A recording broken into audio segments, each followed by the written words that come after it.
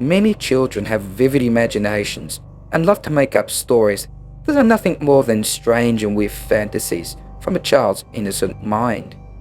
But what if the stories they tell are too real and too factual, and what they describe could not possibly have come from the mind of a child as young as 2 or 4 years old? And you have to ask the question, where on earth could they have learned this, as they could not read or write, and the only TV or films they've probably viewed were cartoons or innocent children's shows?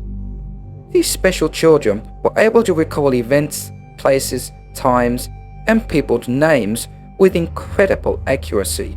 But how could all of this information come from someone so young and innocent? The following are 5 amazing stories from children who have got more than just a vivid imagination. 5. Luke Ruhlman. Luke was a young boy from Cincinnati, where his parents observed his strange behavior as a 2-year-old, where he was extra fussy about safety around the home, concerned when crossing the road, drinks that were too hot or cold, generally things that a normal 2-year-old would not normally be worried about. Then he became fixated on the name Pam and made comments saying, "I used to have hair like that," or "I had earrings like that." Finally, his parents questioned him, asking, "Where are you getting these strange ideas from, and who is Pam?" And his reply totally shocked his parents. He said, "I was Pam, but I died and went to heaven, and then I came back down again as a little boy." Then I asked him, "How did you die?" And he said, "In a fire," and that he lived in Chicago and walked a lot and caught trains. His mother then wanted to know more about Pam, and Luke said, "I was a black woman, of course." She then googled fires in Chicago, and a major fire came up in a hotel called the Paxton, which was in a predominantly black neighborhood. His mother checked the names of the casualties, and there she found that a 30-year-old black woman called Pam Robinson had been caught in a hotel fire in 1993 and had plunged to her death. His parents decided to put their son to the test, where they were able to obtain a photo of Pam Robinson and mixed it in amongst other photos. Luke immediately picked out the photo of Pam Robinson, the black woman he claimed he had previously lived his life as. Number 4. Cameron McCauley. Cameron was a young Scottish boy from Glasgow who believed he'd lived a previous life on a small island called Barra, a remote island on the Outer Hebrides of Western Scotland. He would tell his mother that he'd lived as a young boy in Barra and then suddenly fell through to her in this life. From the age of 2, he would tell his mother the same story, and as he got older, the stories would become more detailed. His mother was confused as to how he would know of such a remote place that was over 200 miles from Glasgow and would take an hour to fly to by plane. The young boy was so convinced of who he was that his mother and well-known American child psychiatrist Jim Tucker from the University of Virginia took Cameron to the island to find further proof. Cameron had described a white single-story house that he lived in and that was located on the shore where a gate would open onto the beach, and at the bottom were rock pools. He lived in the house without the children and a black and white dog, that planes would land on the beach. He said his father's name was Shane Robinson, who was killed when he was knocked down by a car. On occasions, he said, he missed his Barra family and previous mother so much that he became distressed. When they arrived on Barra Island, Cameron immediately felt he'd come home, and they set off to look for the white house he'd claimed to have lived in. As they were driving, Cameron pointed out certain landmarks and was familiar with the surroundings. With his descriptions of the White House and the planes landing on the beach, local residents said he was describing an area to the north of the island. Initially, when they started looking, all of their trails appeared to run cold, until the following morning they received a phone call from the local heritage centre claiming they'd located a White House in the northern part of the island associated with the name Robertson. They said that the Robertsons family did not live on the island but regularly rented in the 60s and 70s. When they finally arrived at the house, the normally chatty Cameron had become subdued, and the reality of his past life was now in front of him. And on further inspection, found it was a single-story white house located on the shore with a gate that opened onto the beach, and on the beach were rock pools. Everything the camera had described, and the other amazing fact was, planes did land on the beach. Number 3. Carl Eden. Carl was born in Middlesbrough, England in 1972, and at a very young age he claimed to have memories of being a German World War II fighter pilot, and loved to play music by the German composer Johann Strauss. From a very early age, his parents claimed he was not only very different from his two brothers in personality and being a difficult child, but he looked totally different from anyone in the family, where they were all dark-haired, and Carl was a strawberry blonde with blue eyes. Of course, there was nothing unusual about that, you might think, as some members of a family can take out the grandparents or maybe cousins. But it was what he said as a young child that confused his parents by claiming at age 3 that he'd lived another life as a fighter pilot, and he was killed when his plane crashed during a bombing mission over England. Carl even described his previous mother, who he claimed was plump and had her hair drawn back into a bun.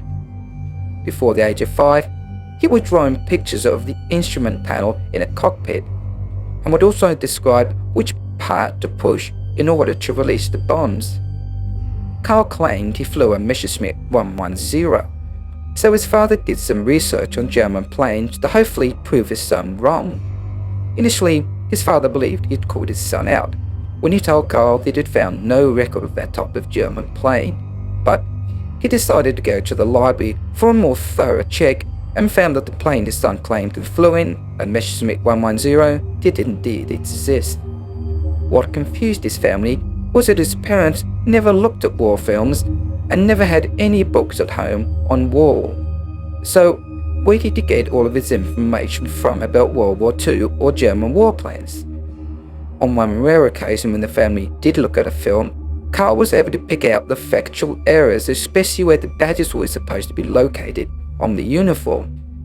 He described a German officer who reminded him of his superior, and that his badge was on the wrong side of the uniform, and when they later checked, they found what Carl had said was true.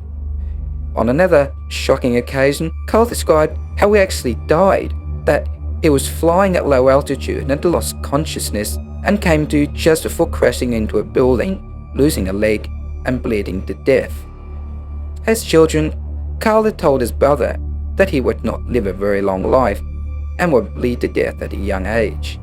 In 1995, at the age of only 23, Carl was stabbed by a co-worker and bled to death.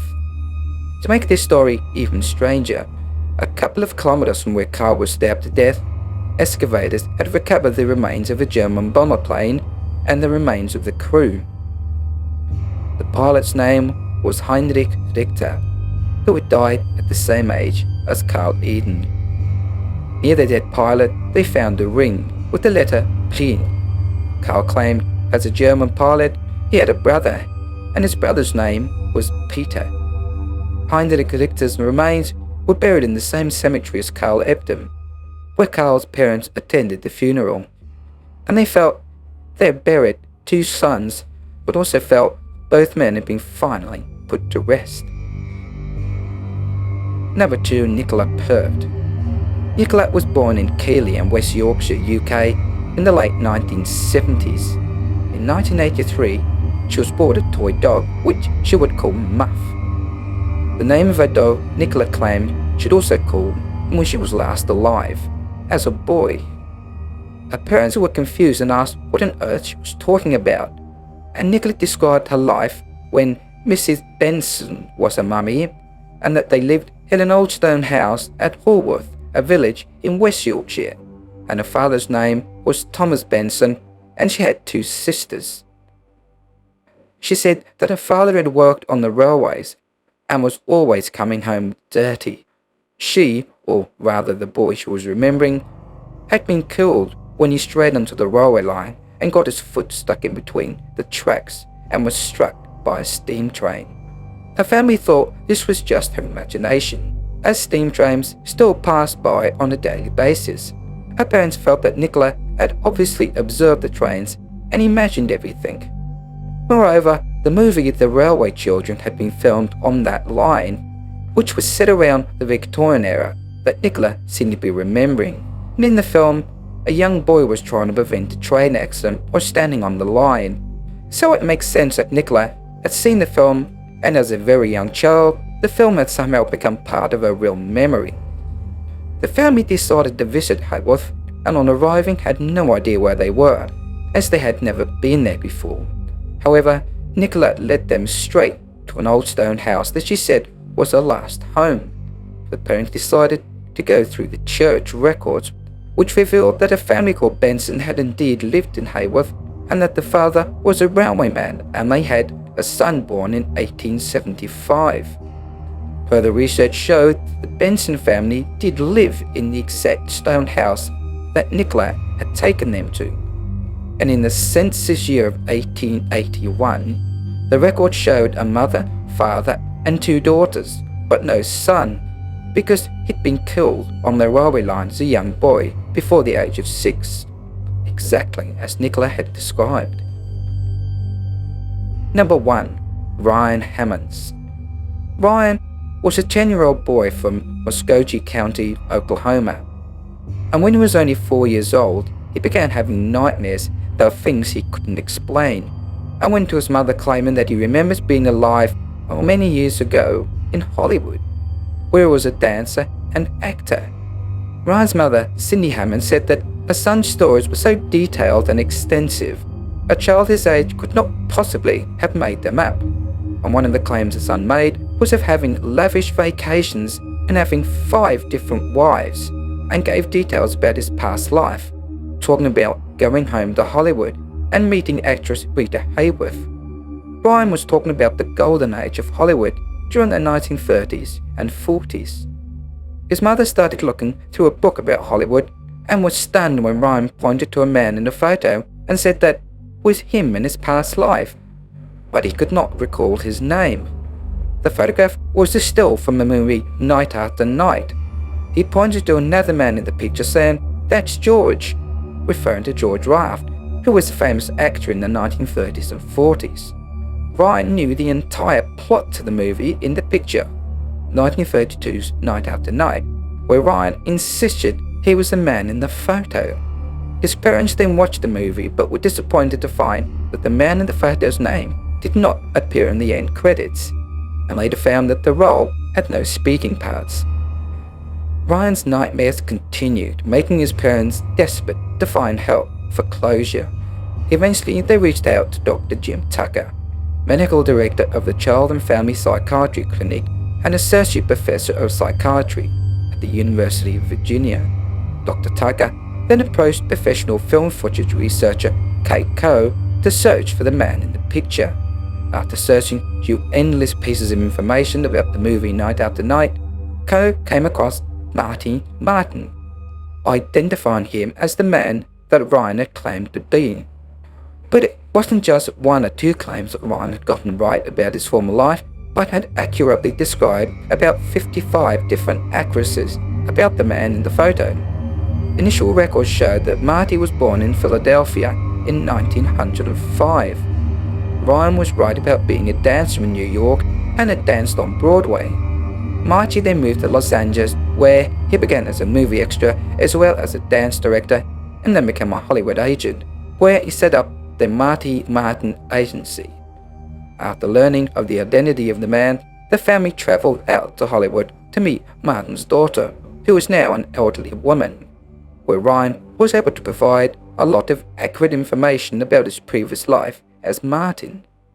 However, where Ryan insisted that he had 2 sisters, Martin's daughter claimed that he only had 1 sister, and when Dr. Tucker decided to look further into the claim, he found that Martin did indeed have 2 sisters, and that his own daughter had just never knew about the other sister. On one occasion, Ryan said to Dr. Tucker, "Why would God let me live to be 61 and then make me come back as a baby?" It appears that Ryan had got his date of death wrong, as Martin's record showed that he had died at 59, not 61, in 1964. Dr. Tugger looked further into Ryan's claims and found an old census record that claimed that Martin had actually been born in 1903, though his birth certificate claimed that he had been born in 1905. The old census made Ryan Hannon's statement correct. Most of what Ryan had said was true when Marty was a big sunbather and taking girlfriends to the ocean, and there are pictures of Marty with girls on the beach and watching surfers, which Ryan also claimed. Marty was also married 4 times, exactly what Ryan had claimed. Marty became quite wealthy, where he and his last wife enjoyed a rich lifestyle. Ryan claimed he owned luxury cars, and records showed Marty owned a custom-made Rolls Royce. Ryan also said he owned a piano, and Marty had many pianos in his house. The family lived in a mansion with a large swimming pool, as Ryan had described. Ryan said his address had a rock in the name. Martin's last house was located at